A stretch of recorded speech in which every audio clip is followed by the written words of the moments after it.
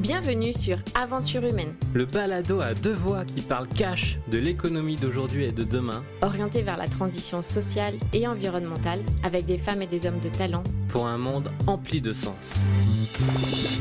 Je suis Laura et après un tour de monde de plus de 8 mois, seule en sac à dos, j'ai compris à quel point le fait de bien se connaître pouvait ouvrir de nouvelles portes, laisser place à de merveilleuses rencontres et entreprendre différemment en plaçant l'humain et la nature au cœur de toute démarche. Moi, c'est Gaël, passionné par les connexions humaines et les parcours sinueux, mais riches, de chaque aventurier de la vie. Je suis convaincu que nous pouvons réaliser de grands projets si nous sommes bien entourés et préparés à affronter les obstacles. Et c'est pourquoi, pour t'inspirer, je pars rencontrer des personnalités visionnaires et audacieuses chaque semaine. Alors si toi aussi, une vie à impact positif te parle, aide-nous à partager et faire grandir notre balado que l'on chérit particulièrement. Alors ouvre bien tes oreilles et ton carnet. Bonjour à tous, je suis comme d'habitude super contente de vous retrouver et sur ce podcast avec une nouvelle invitée. Alors à force, vous allez vraiment croire que Gaëlle s'occupe des intervenants hommes et que je suis toujours avec des intervenantes féminines. C'est vraiment que du hasard. Je ne suis absolument pas... j'ai rien contre les intervenants masculins. Je suis super contente aujourd'hui parce que je suis avec Maude, qui, comme d'habitude, se présentera dans quelques instants. Maude, qui est une baroudeuse. Je n'en dis pas plus parce que sinon, après, vous allez découvrir son domaine d'activité. Maude, déjà, merci d'avoir accepté.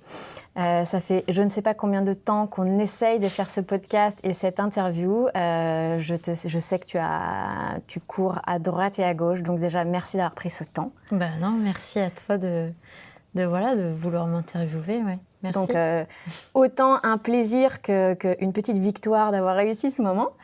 En plus, on l'a fait à Saint-Malo, qui est un lieu aussi qui est très particulier, puisque j'y ai vécu pendant 8 ans, et qui est une ville qui m'a vu aussi me construire, qui a fait qu'on s'est rencontrés aussi ici. Mmh. Avant que je te laisse la parole et que tu nous racontes un petit peu ce que tu fais et quelle femme tu es, est-ce qu'il y a un petit jeu que j'aime particulièrement mettre en place juste avant de poursuivre l'interview? Maude, est-ce que tu serais prête à répondre à des petites questions-réponses qui normalement ne demandent pas une très longue réflexion, mais qui nous permettent aussi de mieux te connaître? Sur des questions complètement qui peuvent être complètement barrées ou pas. Mmh. Est-ce que tu es prête à répondre à ces questions? Vas-y, dis-moi. Ok. Maude, si tu étais un légume et si tu étais un fruit, lequel serait-il? Le légume, la carotte. Ouais. Tu as le droit de développer ou pas. Le fruit, la pomme. Ok. Si tu étais un paysage ou une ambiance? Paysage, fin de journée, beau temps, Bretagne, on revient de bateau sur l'eau. Dans une autre vie, tu étais quoi? Ou qui? Hyper libre. Je sais pas, bonne question. Ou un animal, ou peu importe. Je sais pas, je dirais un poisson. Mmh. Ça te va bien. Quelqu'un qui t'inspire, qui est contemporain, une personne contemporaine ou pas? Hein. Personne qui m'inspire, j'ai pas particulièrement de personne qui m'inspire. Ok. Quelque chose qui t'inspire?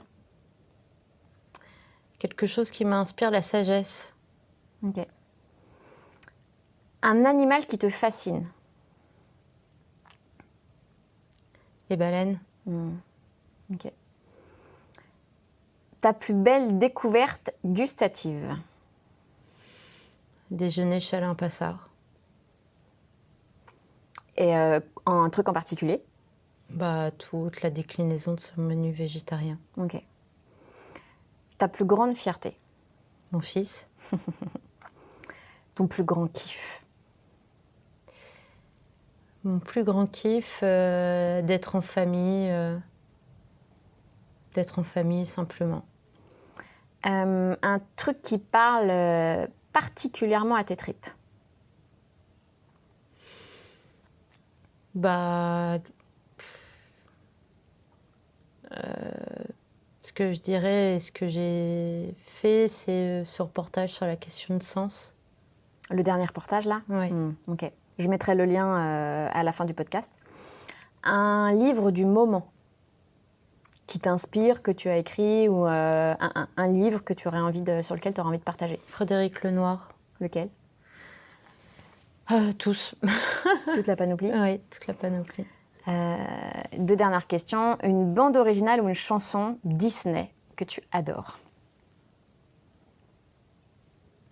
Disney, là, je ne vois pas comme ça. Alors, sans être Disney. La chanson en ce moment de Marius, c'est à la queue. D'accord. Je sais pas pourquoi, où il a appris ça, ni comment, mais il est trop Marius faux. étant ton fils. Voilà, c'est ça. Tu fais quoi le 7 mars pour la journée de la femme? Rien. Ok, tu sais ta journée. Ouais, puis je suis pas trop là-dedans, moi. Ok. C'est pas trop ma tasse de thé. Tu nous diras après, on va en découvrir un peu plus.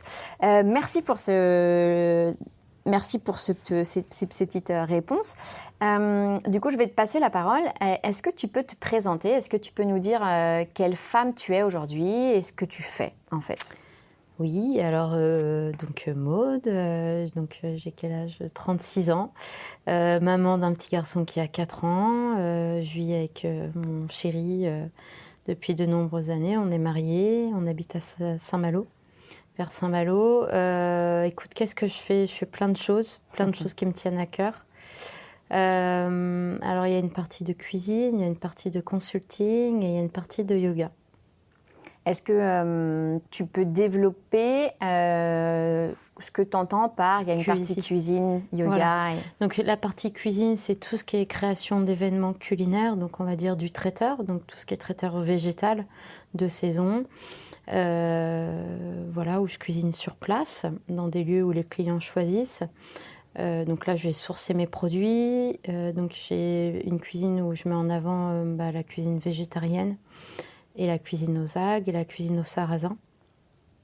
Après, en deuxième partie, c'est tout ce qui est, on va dire, consulting et puis partie écriture où en fait je suis auteure culinaire. Donc là, il va y avoir en avril un livre sur la cuisine végétale, la Bretagne végétale qui va sortir. Donc ça va être 80 recettes et mon engagement sur le terroir breton et vraiment sur la cuisine végétale et pourquoi j'ai envie de mettre le légume en avant et surtout à la portée de tout le monde d'une façon assez simple. Voilà, une autre partie sur tout ce qui est consulting, donc la création de recettes pour des clients, pour des marques. Donc j'insiste bien sur les marques qui ont du sens pour moi, pas des marques de la grande distribution ou quoi que ce soit, mais des producteurs, des artisans qui ont besoin de communiquer ou de faire des photos sur leurs produits ou des recettes liées à leurs produits. Et une troisième partie où j'ai aussi un diplôme de yoga, où j'enseigne le yoga 2 fois par semaine. Et accessoirement, tu écris quand même des bouquins. Voilà, c'est ça. Tu parlais de cuisine végétale, végétarienne. Est-ce que tu es toi-même végétarienne ou végane? Alors, je ne suis pas végane, Okay. Je suis végétarienne. Après, quand je suis invitée ou quand je suis avec certains restaurateurs qui me font goûter des choses, je goûte. Mais viande, poisson. Viande, Okay. poisson, voilà. Mais de moi-même, je ne vais pas acheter de la viande. Ok. Poisson un peu? Oui, poisson, okay. oui. Poisson, mais tu un connais... peu, voilà. Ok. Ça fait combien d'années que tu pratiques soit ces 3 activités, c'est au moins une activité. C'est quoi Est-ce que tu as tout lancé en même temps? Par quoi tu as commencé? Alors non, je n'ai pas commencé tout en même temps. Il faut savoir qu'au début, j'étais dans la communication. J'ai passé un CAP en pâtisserie. Et la pâtisserie, c'était bien, mais ce n'était pas ça qui me faisait vraiment kiffer. C'était plus la cuisine. Donc c'est sûr qu'il me manque certaines bases techniques de cuisinier et je cuisine pas comme un cuisinier. Je cuisine plus à l'instant et vraiment avec les produits que j'ai. Et avec beaucoup d'épices en fait. Et comme je voyage, c'est aussi ce qui me manquait dans la pâtisserie, c'est de ne pas pouvoir utiliser des épices. Et j'avais pas assez cette connotation de voyage dans la pâtisserie. Donc je me suis très vite tournée vers la cuisine. Et là, oui, pour moi, ça m'éclate. Donc ça, c'est la partie cuisine qui a commencé. Après, avec le site et les réseaux sociaux, la deuxième partie de consulting est arrivée. Et la troisième partie du yoga aussi est venue il y a environ 3 ans où j'ai passé mon diplôme. Mais le yoga était toujours présent dans ma vie depuis plus de 10 ans, depuis plus de 15 ans, quoi. Donc c'est juste une continuité. Je m'y suis pas mise parce que c'était la mode du bien-être ou quoi que ce soit. Ça a toujours été la continuité. J'ai été élevée comme ça. Et voilà, j'ai des parents qui pratiquent, où le corps, l'axe du corps est important, où il faut en prendre soin par la cuisine et par la façon de comment on travaille aussi au quotidien. Donc oui, c'est une continuité en fait. Comment tu passes donc tu as été diplômée en communication ou tu as travaillé dans le milieu de la communication? J'ai été diplômée et tu as bossé un petit peu dedans. Comment tu passes et à quel moment tu te dis la communication, en fait, je vais tenter un CAP de pâtisserie? En fait, à la base, j'ai vraiment j'étais en médiation culturelle et communication et après, j'ai un diplôme d'ingénierie culturelle. Donc en gros... Organisation d'événements. Organisation d'événements culturels, mécénat... et communication. Mais après, moi, ce qui me plaisait, j'ai travaillé à l'Institut français de l'oriental. Et en France, après, dans tout ce qui est programmation artistique et médiation aussi, c'était ce rapport de travailler avec les artistes, d'organiser, d'être vraiment dans des projets géniaux, quoi. Et après, quand je suis revenue en France, c'était plus trop j'ai trouvé en communication. Donc là, vraiment faire de la... Comme en mairie, j'étais vraiment éloignée de moi, le domaine culturel qui me plaisait et de ce que je pouvais organiser. Et j'ai toujours aimé organiser et créer. Donc là, j'étais un peu frustrée. Et la première culture qui se mange, c'est la cuisine. Donc, et comme je viens d'une famille pied noir et comme pareil, la cuisine, c'est une continuité. C'était déjà au cœur en fait de ton éducation. Voilà, et puis au Maroc, j'ai organisé un premier événement culinaire avec le lycée hôtelier de l'Oriental, avec des chefs français que je faisais venir. On a créé un gros événement culinaire sur une semaine. Donc j'étais déjà dans cette dynamique-là en fait. Donc ça, c'était quand tu étais en médiation culturelle? Quand j'étais diplômée, Ouais, okay. Quand je travaillais. Donc c'était en 2007-2008. Donc Et je reviens en France et là j'ai bossé en com et j'ai arrêté. J'ai dit voilà, j'arrête. Et c'est à cet instant que tu as l'idée de créer Baroudeuse Culinaire? D'abord je passe un CAP. Okay. Et après j'ai créé mon site qui s'appelle Baroudeuse Culinaire. Et voilà, je l'ai imaginé comme un partage un site de partage. En fait, les gens me disaient mais pourquoi tu fais ça? Quel est l'objectif? Tu vois, tout le truc encore marketé, quoi. Et je me fais plaisir. Juste voilà, je me fais plaisir. Donc j'ai créé ça avec l'aide d'une amie qui m'a aidée sur la construction du site. Et c'était partager mes bonnes adresses, mes coups de cœur en voyage et les recettes. Et voilà, c'était pas... Donc au début, en fait, tu montes vraiment ton site, on va dire ton blog culinaire, dont je mettrai bien sûr le lien à la fin du podcast, donc intitulé Baroudeuse Culinaire. Tu montes ce site, en fait, pour te faire plaisir. Oui, okay. Oui. Et en fait, du coup, tu n'as... Parce que c'est pas une source, on va dire, d'argent ou quoi que ce soit. C'est vraiment... J'avais envie de me faire plaisir et puis surtout de partager, en fait.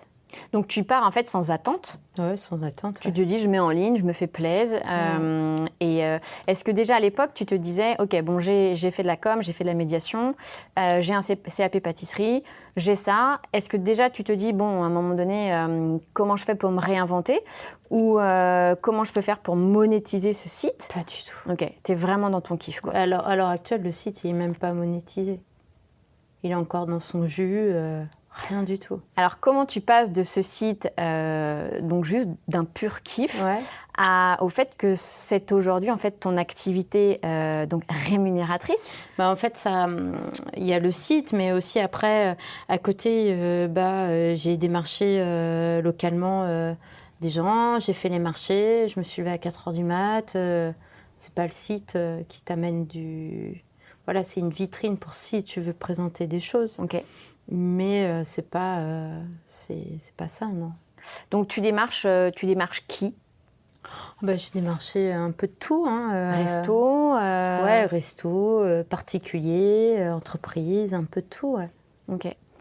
Est-ce que aujourd'hui, je sais, ou en tout cas je crois savoir que tu as un carnet t'as une vie qui est vraiment pleine et un carnet, comment dire, t'as plein de commandes.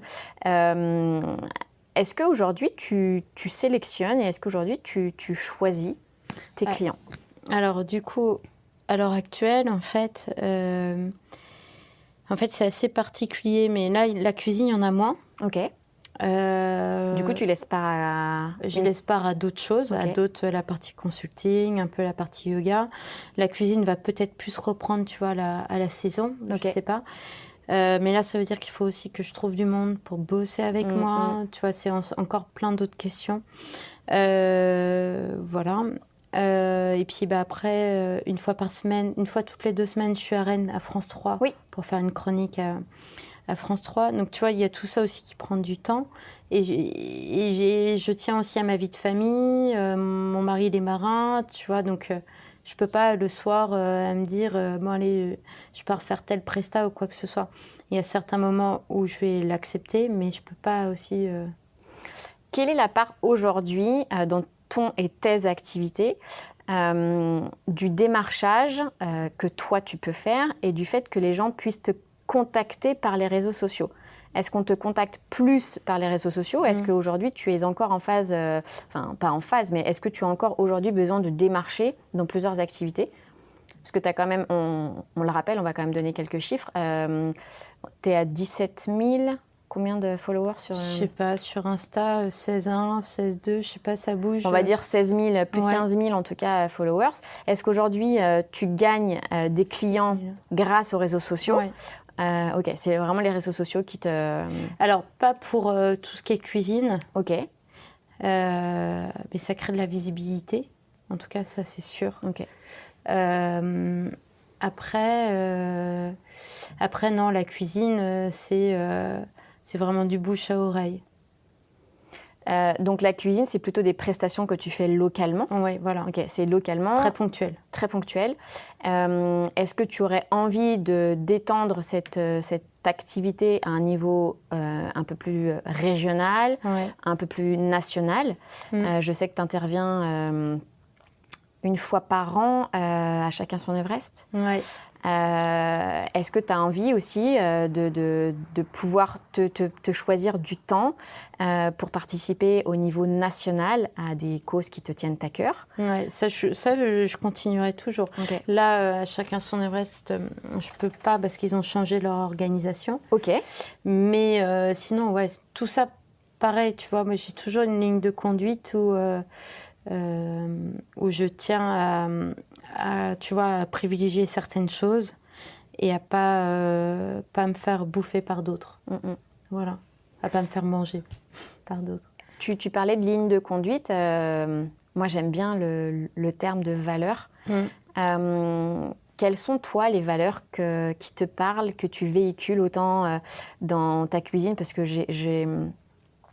te connaissant un petit peu, j'aurais beaucoup de mal à croire que chacune de tes activités porte des valeurs différentes.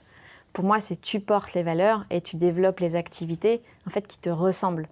Donc, quelles sont aujourd'hui, quelles sont les valeurs que tu considères vraiment être au cœur en fait de chacune de tes activités?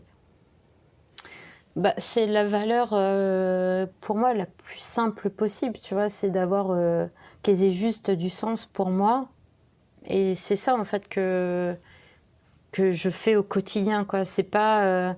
et d'une façon assez connectée. C'est peut-être très... Très terrien, très terrien ou peut-être barré pour d'autres, tu vois, mais j'essaye de faire les choses, tu vois, qui m'ancrent, où je suis bien et avec ça, en fait. Voilà. T'as quand même dans Baroudeuse, il y a quand même une valeur, moi, en tout cas, que je considère qui est très forte, c'est la liberté. Ouais, c'est ça. Ouais. Et te connaissant aussi, j'ai l'impression qu'il y a une autre valeur, et justement, dans Chacun son Everest, c'était un petit peu, et de par tes origines. Moi, j'ai aussi l'impression qu'une autre valeur qui est très forte dans tes activités, c'est l'ouverture au monde. Donc, est-ce qu'on peut dire qu'en fait, dans ta cuisine, dans tes ateliers yoga et dans les autres activités, est-ce qu'on peut dire qu'en fait, tes valeurs fortes, c'est la curiosité, l'ouverture sur le monde et la liberté? Ouais. Et le non-jugement aussi, tu vois, c'est très... c'est la bienveillance, quoi. La vraiment. bienveillance, ouais. Okay. Tu vois, le mercredi, le cours à Saint-Lunaire, chez Oalen, à la boutique, il est génial parce que dedans, on a... parce que je dis on, tu vois, on est tous ensemble pendant 1h30. On a réussi à créer, tu vois, comme une espèce de petite famille ou quoi que ce soit. Il y a des hommes, des femmes, d'âges complètement différents. Et tu sens une osmose, tu vois, les gens, ils sont bienveillants entre eux, ils vont pas se regarder à se dire, attends, elle lève la jambe, elle lève pas la jambe, tu vois. Faut que je fasse plus haut. Tu vois, il y a pas du tout ça, il y a justement, putain, s'il y a un truc qui se passe, l'autre sera là, parce que des fois, il y a des émotions, tu vois, qui peuvent ressortir pendant les cours. Et chaque personne est là pour l'autre. Et moi, tu vois, je suis là, putain, mais c'est génial, quoi. Si on pouvait, tu vois, avoir plus de bienveillance les uns envers les autres dans notre quotidien et pas seulement que dans un cours de yoga et voilà, mais que ça soit au boulot, dans la rue. Tu vois, c'est aussi pour ça que j'ai envie de faire le yoga ou la cuisine, parce que c'est la connexion entre les gens aussi et un partage. Et puis, pour avoir fait du yoga avec toi, les gens se déposent, en fait, pendant 1h30. Parce que t'es clairement, pour avoir vu d'autres profs de yoga, t'es absolument pas le type de prof qui dit de façon très dirigeante et directive exercice suivant. Il y a beaucoup de douceur, il y a beaucoup de calme, en fait. À tes ateliers, le peu de fois où j'en ai fait avec toi, on peut arriver stressé parce qu'on a passé juste une journée mais pourrie. Et d'ailleurs, je pense que ça se ressent aussi dans le timbre de ta voix. T'es absolument pas une pile. T'as quelque chose de très posé. Donc je suis pas étonnée quand tu racontes un petit peu l'ambiance dans tes ateliers. C'est aussi toi qui véhicule, et c'est aussi quelqu'un, un chef ou une chef qui peut faire une très bonne cuisine. Il y a sa cuisine, il y a sa personnalité. Il y a beaucoup de choses en fait que tu véhicules. Mais c'est pour ça que tu vois que le yoga m'aide vachement aussi, moi, parce que tu vois, je fais 100 000 trucs. Mais maintenant, depuis quelques années, voilà, je suis là, je regarde, tu vois, je prends de la distance par rapport à ce que je dois faire ou ce que j'ai envie de faire, et me dire, attends, là, Maud, ça va pas, tu vas te mettre pas bien, ou voilà, ou rien n'est important, en fait. Tu vois, quand tu regardes concrètement, rien n'est important. Ce qui est important, c'est juste d'être vivant et que ta famille soit vivante autour de toi. Et c'est juste ça, tu vois, je me rappelle vite les choses principales pour pas partir dans tous les sens, pour pas être énervée, puis pour garder cet ancrage. Parce que si des fois je dis oh, « Attends, j'ai ça, c'est mort, il faut pas... » Ah, t'es plus du tout ancrée, quoi. Bah non. C'est quoi une semaine type dans la vie de Maud ? Il y en a pas. Déjà, cette réponse. Il n'y a pas de semaine type du tout. Le matin, déjà c'est le matin, je me lève, je me fais un café, un thé, soit mon fils est levé et je lui donne le petit-déj et je fais du yoga après ou inversement. Tu vois, ce matin c'était génial, il m'a demandé à faire du yoga quoi. Donc on a été faire du yoga pendant un quart d'heure, 20 minutes tous les deux. Trop bien. Et il est descendu avec ma gourde, hop maman on fait du yoga ensemble. C'était trop bien. Dans le jardin? Ça sera en été dans le jardin, mais en bas, là, j'ai halluciné ce matin ce qu'il m'a fait. Donc une sorte de petit rituel un peu le matin. T'as tes habitudes, tu commences par... Carrément. Et puis après, écoute, tu vois, aujourd'hui, je suis un peu à Saint-Malo avec des rendez-vous. J'ai pris mon ordi avec moi. Et puis, et je vais répondre à quelques mails, tu vois, un peu d'organisation.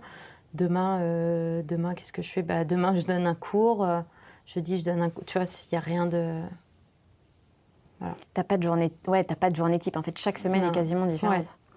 Ouais. Est-ce que cette absence de routine, du coup, est-ce que ça te va? Déjà, tu vois, je suis avec un marin, donc la routine, je ne l'ai pas. et ouais, j'aime pas trop la routine. Ok. Est-ce que dans tes activités, on a tous forcément... j'aime pas trop le terme échec, j'aime bien la citation c'était Nelson Mandela, qui disait, en fait, finalement, on n'échoue jamais. Soit, en fait, on apprend, soit on réussit.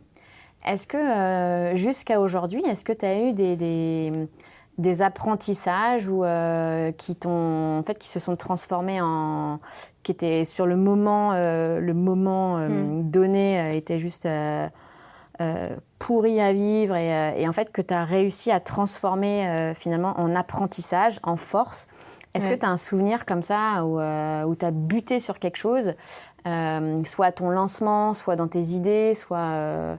Et finalement qu'aujourd'hui, quand tu y repenses, tu y repenses avec sourire en te disant j'ai quand même transformé le truc quoi. Pendant ce moment, je vendais des préparations de gâteaux en... Oui, je m'en souviens. En bocaux. Ouais. Bocaux en verre, et voilà, tu vois, j'étais déjà dans le truc des bocaux sans que ça, voilà. Et donc l'idée, tu vois, c'était de préparer des cookies en kit et tout, muffins et tout. Mais putain, mais la galère, quoi. La galère parce que je faisais ça toute seule. Et un jour, j'achetais mes bocaux chez un fabricant et donc j'allais les chercher. Puis un jour, je me suis dit, attends, je vais me faire livrer, quoi. Donc le mec, je vois un gros camion arriver à la maison, à l'appartement, on n'habitait pas encore en maison, avec une palette de bocaux, tu vois, qui dépose devant chez moi. J'étais là, mais putain, mais qu'est-ce que je vais faire de tous les bocaux? T'en avais commandé autant ou t'étais pas du tout... J'en avais commandé beaucoup, mais je me rendais pas compte, tu vois. Et en fait, quand je les ai achetés, ils étaient packagés par dizaines. Et là, en fait, je me suis retrouvée avec les bocaux sur le trottoir. Et juste pour qu'on puisse s'imaginer, il y avait combien de bocaux? 1000. Ah ouais, dans un appart. Et il fallait les enlever, du coup, un par un. Parce qu'ils n'étaient pas tous encerclés, c'était c'était par plateforme, quoi. Par plateforme. Et là, je dis à Thomas de venir. Il me dit, quoi? C'est quoi ton délire et tout? Et machin, mais t'es une grande malade et tout. Donc vous vous retrouvez en fait à prendre plateau par plateau. C'est ça. Donc soit avec tous les voisins qui sortaient, qui se demandaient... Soit une centaine de plateaux, s'ils sont 10. C'est ça, on n'a pas arrêté. Pendant 4 heures, on transportait des bocaux et des bocaux. J'en ai encore à la maison. Même, tu vois, quand on a déménagé, j'avais encore des bocaux à me dire, mais putain, qu'est-ce que je vais faire de tout ça et tout. Et voilà. Et à quel moment, est-ce que c'est ce jour-là où tu te dis, ouais, alors en fait, c'est juste pas du tout... soit j'ai fait une erreur et en fait, bon, il faut que je trouve un autre débouché. Est-ce que tu te dis, ouais, en fait, ça va juste pas du tout le faire? À quel moment tu te dis, en fait... Là, je me suis dit, ça va pas le faire. Là, je me suis dit, bon, il faut que je calme le truc parce que j'en avais un qui était énervé aussi, parce qu'il venait m'aider. Et après, du coup, comme j'ai pas forcément ce côté marketing et tout, peut-être il aurait fallu, tu vois, que je m'associe avec un mec pour vraiment faire tout ce qui était démarchage commercial et tout, pour... travailler le truc, mais j'étais pas dans le truc. Bonjour, vous voulez mes bocaux, machin, ta. C'était horrible, ou aller faire les marchés et puis en vendre 2 dans la matinée. Tu vois, c'était... Ouais, en fait, t'avais eu l'idée, mais le développement commercial, la stratégie, comment trouver d'autres débouchés, t'avais pas bossé Ah dessus. bah quoi. non. Ok. Est-ce que tu as une autre, parce que juste l'anecdote est géniale, est-ce qu'il y a une autre anecdote où tu te dis... Ah oui, celle-ci, elle est tripante. Bah moi, elle nous fait toujours rire avec Thomas aussi, parce que des fois, je l'ai emmené dans de ces trucs. On voyageait en Asie et après, on a été au Sri Lanka. Vous étiez tous les deux ou il y avait déjà Marius? Non, on était tous les deux. Tous les deux. Et donc, on va au Sri Lanka et là, je fais une intervention à l'Alliance française de Colombo. Et je devais faire tout ce qui était... Donc, depuis l'Asie, j'avais emmené du chocolat, de la farine. Ça, c'était prévu avant que tu partes? C'était prévu. Ok. Donc, mais ça s'est vraiment affiné. D'où le fait que tu as quand même du matos et des ingrédients. Okay. Ça s'est vraiment affiné, 2 semaines avant. Et donc, avant de partir, j'emmène du chocolat, du blé noir et tout. Et donc, je suis de Laos, Thaïlande, voilà, un petit tour en Asie. Après, tout passe en douane. Voilà, après, on va au Sri Lanka. Nickel. Et donc, on arrive à l'Alliance française, hyper bien reçu. Et là, je me retrouve à faire un cours de pâte à choux devant plein de gens, avec la télé locale, tu vois, tout le truc, avec Thomas comme assistant, et on avait des tocs. Et j'étais, mais attends, mais putain, mais je sais même pas comment on dit ça en anglais, pâte à choux. Du coup, Alliance française, mais là, tu parles en anglais? Mais ouais, parce qu'il y avait je sais pas, je pensais que ça allait être en français, mais en fait, il y avait plein de... C'était mais mort de rire. Après, on s'est retrouvés à faire des crêpes pour tout le monde et des galettes. Rassure-moi, t'avais déjà ton CAP? Ouais. Donc, tu savais faire de la pâte à choux. Ouais. Ok. Mais c'était à mourir de rire. Et après, on s'est retrouvés à faire des crêpes, des galettes pour tout le monde. Et voilà, c'était une super expérience. Mais c'était trippant, quoi. Donc, pas de foirage, finalement? Si, il y avait eu du foirage parce qu'on n'avait pas... tu vois, genre, c'était le petit four, le petit machin. C'était pas du tout équipé comme tu peux faire de la pâte à choux en labo de pâtisserie, tu vois, mais en France. Ta pâte est quand même montée. Ma pâte est quand même montée. Ouais. Ok. Et voilà, mais c'était trippant, ouais. C'était une bonne expérience. Qu'est-ce que tu retires finalement à chaque fois d'expérience comme ça? Qu'est-ce que tu retires comme... c'est pas que j'aime pas l'idée de leçon, mais qu'est-ce que tu retires comme force? Est-ce que tu te marres en te disant... Ah si, moi, à chaque fois, je me marre. À chaque fois, parce que, en fait, j'ai pas envie de m'énerver parce que je me dis, ça sert à rien. Et aussi, je me dis, putain, j'ai envie que les gens, ils soient humains aussi, tu vois. Si à un certain moment, bien sûr, tu fais une presta, il faut que ça marche, il faut que les gens soient contents. Mais il y a 36 000 choses qui peuvent arriver et qu'on ne maîtrise pas, quoi. Donc, si, je sais pas, moi, il faut toujours plus ou moins avoir un plan B. De toute façon, quand tu fais de l'événementiel, il faut un peu un plan B, mais tu sais pas, en fait. Donc, vaut mieux prendre les choses avec légèreté, puis... Est-ce qu'il y a quand même eu... J'essaye de la coincer, mais il n'y a pas moyen. Est-ce qu'il y a quand même eu une fois où tu t'es retrouvée dans une situation en te disant les bocaux, je comprends, tu t'es dit comment je vais m'en sortir. Mais finalement, tu avais quand même un plan B qui est un peu Thomas, en disant attends, aide-moi à remonter tout ça. Est-ce qu'il n'y a vraiment pas eu une fois où tu t'es dit ouais, là, je suis vraiment dans la mouise, je ne sais absolument pas comment m'en sortir. Et du coup, soit quelqu'un te donne une solution. Est-ce que tu revisualises quelque chose où tu te dis je ne suis pas prête à m'énerver, mais là, je patauge total? Bah après, niveau boulot, tu patauges tout le temps, en fait. Tu vois, tu t'adaptes, en fait. Tu t'adaptes, quoi. Si tu te mets que c'est la fin du monde, à chaque fois que tu réussis pas un truc ou quoi, il faut arrêter, quoi. Ouais, tu t'en crois pas du tout. Est-ce que... Bah moi, après, c'est mon principe, tu vois. Si tu te mets des nœuds au cerveau et que tous les jours, c'est « Oh putain, comment je vais faire? Ah machin, ça va pas, là. » Putain, bon, bah change de métier, quoi. Change, arrête, quoi. Est-ce que il y a une animation, que ce soit en yoga, pendant tes prestations culinaires ou dans tes activités de consulting, est-ce qu'il y a vraiment un souvenir où quand tu y repenses avec un smile en te disant non mais en fait c'était un vrai kiff, c'était une très belle rencontre, ça t'a touché au cœur. Est-ce que tu as un ou deux souvenirs comme ça où tu te dis en fait c'est juste je suis alignée et je sais pourquoi je me lève le matin? Oui, déjà, tu vois, de cuisiner à chacun son Everest, ça c'est sûr. Est-ce que tu peux nous expliquer un petit peu en quelques mots ce que Alors, en c'est? quelques mots, à chacun son Everest, c'est une association qui vient en aide aux enfants atteints de cancer et aux femmes atteintes de cancer du sein. Donc, j'avais vu un reportage sur France 2 et j'ai écrit et j'ai dit que la cuisine Était un bon lien. Était un bon lien et ils m'ont répondu et j'y suis allée. Ok, t'as fait Voilà. ça. T'as fait ça pendant combien de temps? J'ai fait ça pendant 3 ans de façon ponctuelle. Parce que c'est à Chamonix. Donc c'est des rencontres plusieurs fois par an? Chamonix, Saint-Malo, c'est un peu loin, avec Marius. Oui, c'est plusieurs fois par an. C'est des séjours qui ont lieu en été pour les enfants et à certaines vacances, et pour les femmes, plus ou moins toute l'année. Qu'est-ce que tu ressens quand... du coup, c'est sur combien de jours? Là, j'y allais...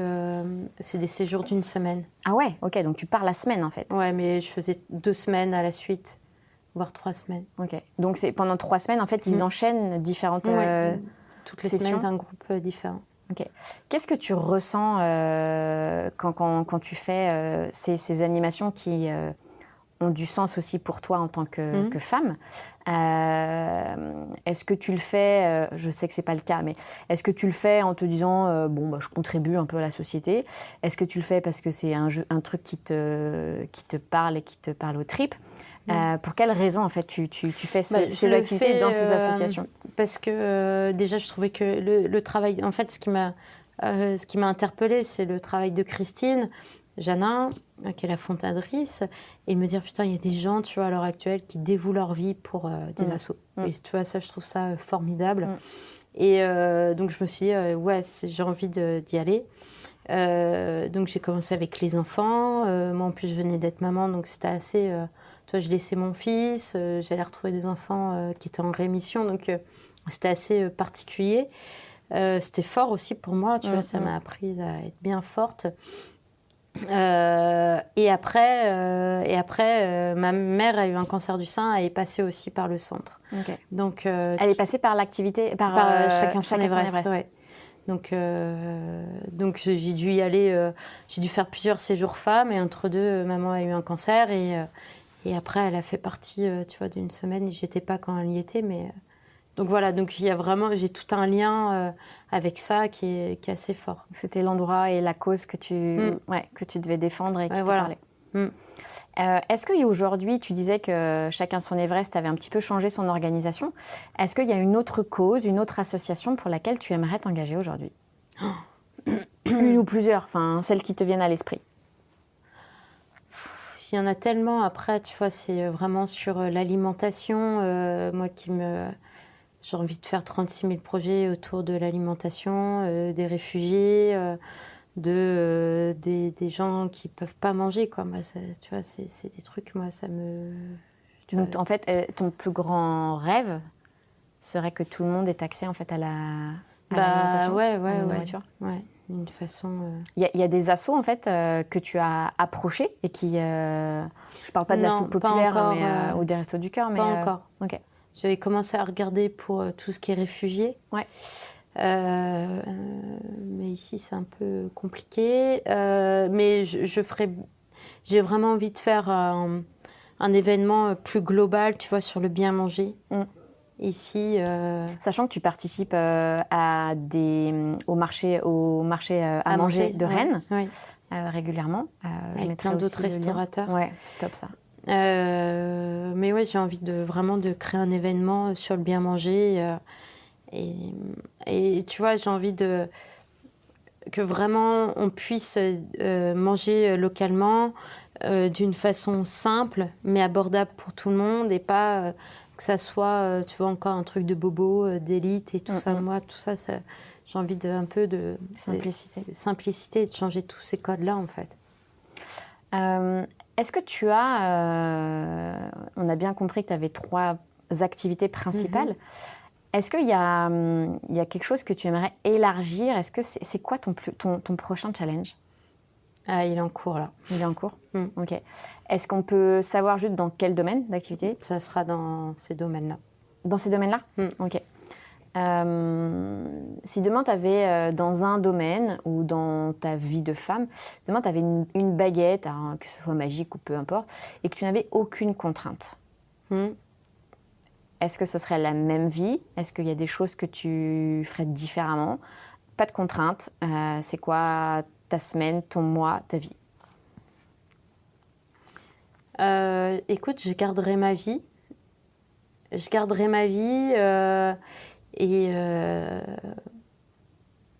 peut-être un peu plus encore de voyage ou de... Voilà. Mais Une prochaine destination ou pas? Non. Pas encore? Pas encore. Là, on revient de voyage, donc si on va à Genève, là, dans 2 semaines, mais on va rester un peu ici, s'ancrer. On est plusieurs années après cette interview et Marius te dit mais il y a plusieurs années là t'avais pas fait bon ok, Marius a vachement l'habitude de te voir à la télé pendant des interviews, etc., mais là il te demande de réécouter ce passage. Des années ont passé, Marius a grandi. Premièrement, tu as envie de lui dire quoi? Ce passage, lequel? Celui-là, là le moment qu'on passe là, il t'écoute, il a entendu les causes que tu défendais, il a entendu la maman que tu étais à 36 ans. Donc, dans 4-5 ans, tu approches la quarantaine. Tu as envie de lui dire quoi, en fait, à Marius? Comme tous les jours, mon petit trésor. Et un message, c'est, je sais pas moi, parce que du coup, il a quel âge là cette année? 4 ans. 4 ans, il va presque sur ses 10 ans, dans 9 ans. Quels encouragements, qu'est-ce que tu as envie de lui dire en fait? Que c'est toujours mon petit trésor, qu'il ait confiance en lui. C'est tout. De toute façon, il a l'air quand même vachement de croquer la vie à pleines dents, Marius. Il aime bien manger, ça c'est sûr. Est-ce que je sais aussi que tu as beaucoup que tu dois partir après. Est-ce qu'il y a quelque chose sur lequel tu voudrais revenir? Est-ce qu'il y a un projet sur lequel tu peux parler? Est-ce qu'il y a quelque chose que tu voudrais partager aux auditeurs? Ou un message, je déteste les coups de gueule, le côté négatif. Donc, est-ce qu'il y a des encouragements? Qu'est-ce que tu aurais envie de dire à ces femmes, à ces hommes, entrepreneurs ou pas, qui ont envie, en fait, qui sont juste des aventuriers de la vie, qui ont envie de kiffer leur vie? Si on devait clôturer de croire en eux, en fait, de croire et de pas baisser les bras et essayer de s'écouter aussi. Voilà, et d'écouter son instinct et ça ira bien, quoi. J'ai une question que j'ai oublié de te poser, mais du coup, le rapport à ton corps. Tu fais du yoga. Le rapport à son corps dans la société actuelle, c'est une obligation ou c'est juste si tu peux le faire, c'est bien? T'en penses quoi? Est-ce qu'aujourd'hui, on doit absolument être connecté à son corps? Ouais, on doit être connecté à son corps. Après, moi, je te dis, je fais tellement pas gaffe à tout ça, en fait. Ouais, mais pour le coup, tu as un rapport à ton corps par le yoga mais si ou par l'activité? Par tous ces codes-là du corps à l'heure actuelle, du truc de la femme, du machin. Putain, mais arrêtez de vous poser 36 000 questions, les gens, tu vois. Allez-y, faites ce que vous faites. T'es une femme, quoi. Après, si tu as envie de te mettre dans une case d'une femme, pâte à plan, ou femme active, ou femme machin, vous mettez dans les cases, mais faut arrêter de... Tu vois, je trouve qu'à un certain moment, on est trop dans des cases, dans des codes, dans des machins, dans des trucs, Et putain, juste, allez-y, quoi. Que tu sois femme, homme. Décomplexez-vous, quoi. Et puis allons-y, quoi. C'est sûr que si je peux intervenir sur le côté de la femme, oui, par contre, je trouve que une femme qui doit entreprendre ou qui a une carrière en étant maman, là, c'est compliqué. Mais après, ça peut se faire, mais c'est plus compliqué. Ok. Voilà. Mais c'est juste le truc par rapport à la femme, tu vois, de revendiquer les trucs de femme ou quoi que ce soit. C'est bien, il en faut, tu vois, mais je pense que chacune, on peut... Donc toi, finalement, fière d'être une femme, mais pas du tout féministe et sans... Pas spécialement féministe. Après, moi, ce qui m'énerve, c'est les femmes qui sont là et qui veulent tout et rien en même temps. Tu vois, ça m'énerve un peu. Mais oui, je pense que, tu vois, qu'il y a des femmes qui en font beaucoup. Et je pense qu'il y a des hommes aussi qui en font beaucoup. Donc, et c'est vrai qu'il y a des femmes qui ne prennent pas aussi le droit de faire certaines choses et qui s'enferment dans leur propre coquille, quoi. Mais on a surtout aussi l'impression que la société actuelle adore séparer. C'est les hommes et les femmes, c'est l'homme avec un grand H et la nature. En fait, on est toujours dans c'est les classes sociales élevées et la classe moyenne. Il y a toujours cette notion de séparation. Et du coup, en fait, tout c'est jamais, il n'y a pas d'unité. Ouais, mais justement, je trouve ça chiant, moi. Donc, du coup, je fais pas gaffe à tout ça. Et puis, et j'ai envie de prendre l'humain comme il est. Et justement, tu vois, si on est dans la non... de pas juger, dans la bienveillance, justement, on enlève tout ça, quoi. Dans l'acceptation. Dans l'acceptation, et puis... Et c'est tout, et chacun a son propre corps, avec ses faiblesses, son passé dessus, et sa force, tu vois, et à nous de l'accepter, de bosser avec, et de le préserver au mieux pour les années à venir, quoi. Ok. Est-ce qu'il y a quelque chose que tu souhaites rajouter à la fin du podcast ? Là, c'est... mais en fait, ce qui illustre bien, tu vois, un petit peu tout ça, c'est la vidéo qu'on a fait avec Romain. Ouais, je mettrai le lien. Là, ça parle un peu, même ça parle, moi, je trouve, de ce que sont les valeurs et cette question de sens. Et voilà. Ok. Si jamais... Oui, non, c'est bon, j'ai le lien. Je le mettrai à la fin du podcast. Merci Maud d'avoir pris ce temps. Merci à toi. Je vais te libérer. J'espère que cette interview et ce moment avec Maud vous a plu. Si vous avez des questions à lui poser, je vous invite surtout à aller sur son site, à regarder toutes les recettes qui, moi, m'inspirent beaucoup.